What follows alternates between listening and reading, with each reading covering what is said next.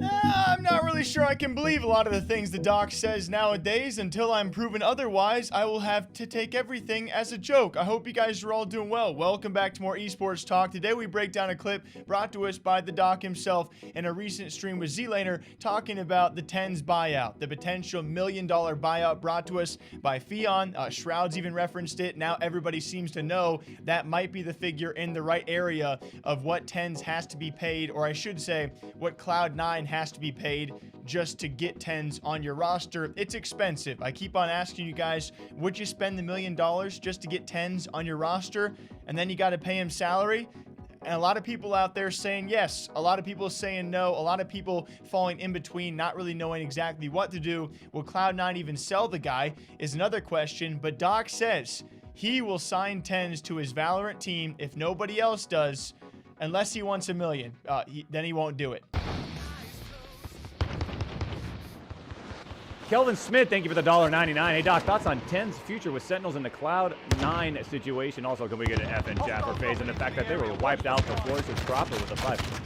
I don't know any Cloud9 situation. I don't know what that is. But TenZ future with Sentinels, I did watch the finals. Actually, I've watched the games leading up. And Enough practice. depending on what Sentinels want to do with TenZ, if they don't pick them up, I will. Enemy dropping into the AR. That's a guarantee. If no one picks him up, I will. That's a guarantee. But Doctor, what if he asked for $1 million? Well, shit. Then I mean, then that guarantee is probably not so much. And I don't blame him. I wouldn't. Like, you're gonna be the best. Like, if you're the superstar of this up and coming sport, and right now TenZ kind of is, right? Suggest you get moving. Like he's like a top top 3, maybe number 1. Shit, man.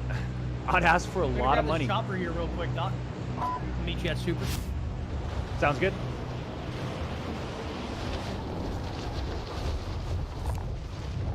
Like, hey Z, if you're the number 1 or top 3 player in Valorant, right, in the world, and you're known, like, your contract's gonna be the highest in the sport, right? It's gonna be pretty hot shotty, yeah.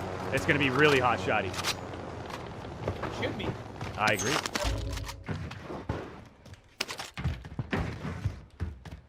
And I already think the value of having a Valorant player / team is, right now, is important. Huge. Enemy located.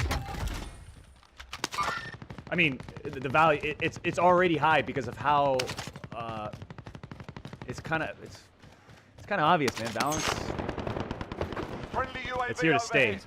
It is here. It's one of those games, you know. It's like, it's more like CS:GO. It's had such a long lifespan, and it's by a company like Riot Games. They do don't shit mess right. around. They don't mess around, man. They don't mess around. I freaking love Riot Games. I play League of Legends. I still play League every now and then, but they just do such a phenomenal job with keeping that game in check, and their updates are very solid. They don't mess around with bugs in their game. They get that shit done and dealt with right away. Like, everything. It's amazing. And if you guys are new to the channel, what's up? The name is Jake here at Esports Talk. I got a co-host Hunter out there right now, probably watching me record this video, and we break down esports and gaming news. Something we've also broken down is the potential Call of Duty roster, the CDL roster that Doc continues to tease. When it comes time for a Valorant team, that's just too much to take in right now. I gotta assume that's a big old joke. I think you guys probably assume the same when you listen to that. It also seems like Doc wasn't sure if it was $1 million for salary or $1 million for a buyout. That $1 million would go to Cloud9, by the way, and then you take on that contract and pay the boy TenZ some salary. So it's more than $1 million, and it's still a steep price. I think it brings to light, though, an even greater discussion about that $1 million buyout, and the fact that TenZ wants to stay with Sentinels. Is it even a possibility, though? Who knows? But Doc would sign him to a Valorant team if he had one, and if the number was not $1 million. They go on to discuss, though, if there is a most valuable player right now currently in Valorant. You take skill level, and you take the results, and then you take, of course, the viewership and the backing and the content and the stream, there is no doubt in my mind the #1 most valuable player currently in Valorant is TenZ. And if you guys want to argue with me, feel free to do so. Drop a comment down below who you think is more valuable.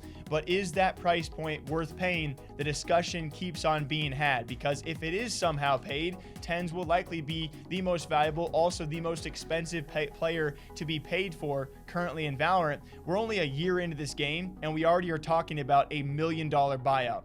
Just think about that. That's pretty crazy. Doc wants TenZ. Doc has no team. For now, Doc has no team. Doc needs to announce a team in Call of Duty before he announces Valorant team. And then we'll get back to this discussion about where the heck TenZ is going to go. What do you think? Is he worth the $1 million buyout?